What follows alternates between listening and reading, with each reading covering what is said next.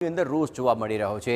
Seal કરવાની કાર્યવાહી બાદ આખરે તમામ ધારાધોરણો પૂરા કરવામાં આવ્યા છતાં પણ સીલ ખોલવામાં નથી આવી રહ્યું। ખાસ કરીને શહેરના મોટા વરાછા વિસ્તારમાં વેપારીઓ તેનો વિરોધ કરી રહ્યા છે।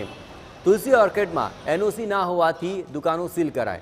વેપારીઓએ એફઆઈઆર એનઓસી મેળવી લીધું છતાં પણ સીલ નથી ખોલવામાં આવતું, તેને કારણે વેપારીઓમાં રોષ છે। વેપારીઓની તંત્રને અનેક રજૂઆતો છતાં પણ સીલ ન ખોલાયાના આક્ષેપ છે। તુલસી ઓર્કિડમાં 350 જેટલી દુકાનો આવેલી છે અને વેપારીઓને દરરોજ ધંધામાં મોટું નુકસાન જતું હોવાથી હવે તેઓ વિરોધ પર ઉતર્યા છે।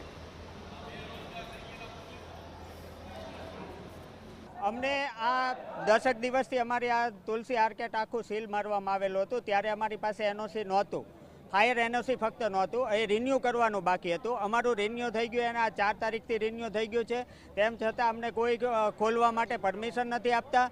અમારા તમામ પ્રકારના કાગળ કમ્પ્લીટ છે, એનઓસી પણ કમ્પ્લીટ છે અને અમારું શોપિંગ આખું ખુલ્લું છે, સાથ એક્ઝિટ પોઈન્ટ આપેલા છે, તેમ છતાં અમને કોઈ શું કામ બંધ રાખી વધારે રાખવા માટેનો સમય છે એ લોકો માગી રહ્યા છે। સાહેબ, અમારે અત્યારે બધી રોજીરોટી ખોરવાઈ ગઈ છે, બધી ટાઈપનું નુકસાન છે, અમારું બધું કામકાજ ઠપ થઈ ગયું છે અને આજે 10 દિવસથી કાંઈ પણ વસ્તુનો વેપાર નથી, તો અમે બધું ભાડાને બધું કઈ રીતે ભરી? જો આમાં એવું છે કે અમારે આખા વર્ષમાં 3 મહિનાનો ધંધો હોય છે, બરાબર। હવે આ સમયમાં 15 દિવસથી બંધ હોય અને હજી ક્યારે ખુલશે એવું કોઈ કંઈક આગળથી જવાબ આપતું નથી, તો અમારે પછી આખું વર્ષ તો બેસવાનું જ હોય। રોજી રોટી બધી આપણી ખોરવાઈ ગયેલી હોય છે।